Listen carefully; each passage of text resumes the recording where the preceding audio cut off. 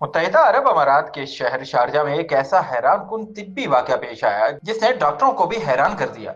सिर्फ 6 दिन के एक नवमौलूद बच्ची के मुंह में दांत नमूदार हो गया। ऐसा केस दुनिया में इंतहाई कम देखने में आता है। बेबी मोहरा अब्दुल रहमान 3 दिसंबर 2025 को उम्मुल कवीन के खलीफा अस्पताल में पैदा हुई। घर में मामूली चेकअप के दौरान अहले खाना ने बच्ची के मुंह में एक नन्हा सा दांत देखा तो फौरन डॉक्टर से राब्ता किया। डॉक्टर के मुताबिक ये कैफियत विलादी दांत कहलाती है, यानी वो दांत जो पैदाइश के फौरन बाद या चंद दिनों में नमूदार हो जाता है। माहिरीन का कहना है कि अमूमन ये दांत किसी बड़े खतरे की अलामत नहीं होते, लेकिन कुछ केसेस में ये नायाब तिब्बी मसाइल के साथ भी जुड़े होते हैं। महरा के वालिद ने बच्ची में इतनी जल्दी दांत आने पर खुशी और हैरत का इजहार किया, जबकि अस्पताल के माहिरीन का कहना है कि बच्ची की सेहत मुकम्मल तौर पर ठीक है। डॉक्टर्स मुसलसल निगरानी कर रहे हैं और वाजे कर चुके हैं कि इस वक्त किसी किस्म की तशवीश की जरूरत नहीं। एक 6 दिन की बच्ची और एक दांत, यकीनन ये वाकया दुनिया भर के लिए एक तिब्बी मुहिम्मा और दिलचस्प कहानी बन चुका है।